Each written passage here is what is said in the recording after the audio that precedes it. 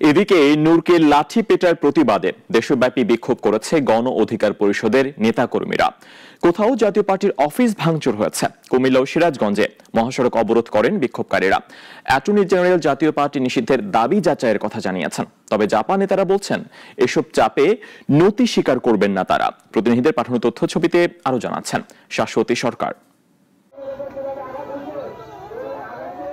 গতরাতে রাজধানীর কাকরাইলে জাতীয় পার্টি ও গণ অধিকার পরিষদের নেতাকর্মীদের সংঘর্ষে আহত হন সংগঠনটির সভাপতি নুরুল হক নূর।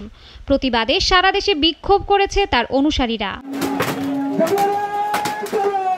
টাঙ্গাইলে সদর থানার কাছে জাতীয় পার্টির অফিস ভাঙচুর হয়েছে। সকালে গণ অধিকার পরিষদের নেতাকর্মীরা মিছিল নিয়ে সেখানে যায়।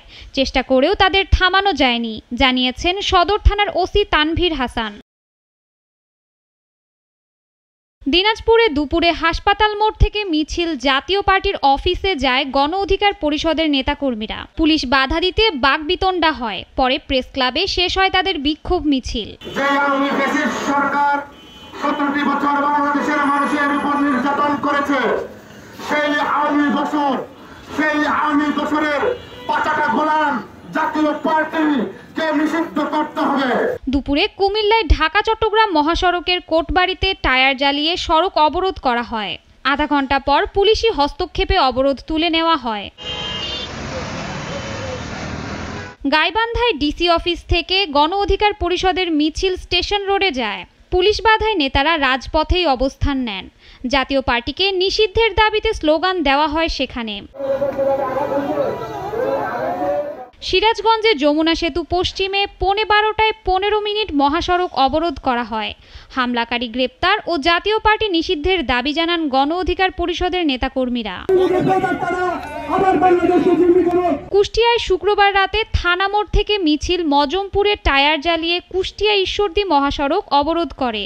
পরে সেখানে সংক্ষিপ্ত সমাবেশে আরো কঠোর আন্দোলনের হুঁশিয়ারি দেন নেতারা। আমরা জাতীয় পার্টিকে নিষিদ্ধের দাবিতে আমরা মজমপুর ব্লক কর্মসূচি আপাতত করতেছি এবং আগামীকাল কুষ্টিয়া ব্লকের কর্মসূচি ঘোষণা করা হয়েছে। বিকেলে রংপুর প্রেস ক্লাব চত্বরে এ বিক্ষোভ সমাবেশ করে দলটির নেতাকর্মীরা।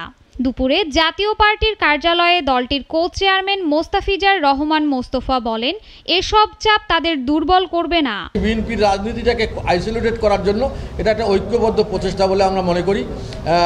সেই ক্ষেত্রে নির্বাচনটা যাতে বিলম্বিত হয়, বিএনপিকে যাতে আরও তার ভাবমূর্তি ক্ষুণ্ণ করা যায় সেই চেষ্টায় তারা ব্যস্ত আছে এখন। অন্যদিকে অ্যাটর্নি জেনারেল আসাদুজ্জামান ঝিনাইদহে বলেছেন, জাতীয় পার্টি নিষিদ্ধের দাবি যাচাই হবে।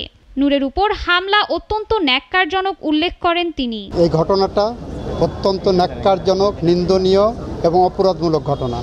জাতীয় পার্টি জুলাই বিপ্লবে আওয়ামী লীগের সহযোগিতা করে তাদের পুরনো সেই ইতিহাস উন্মোচন করেছেন।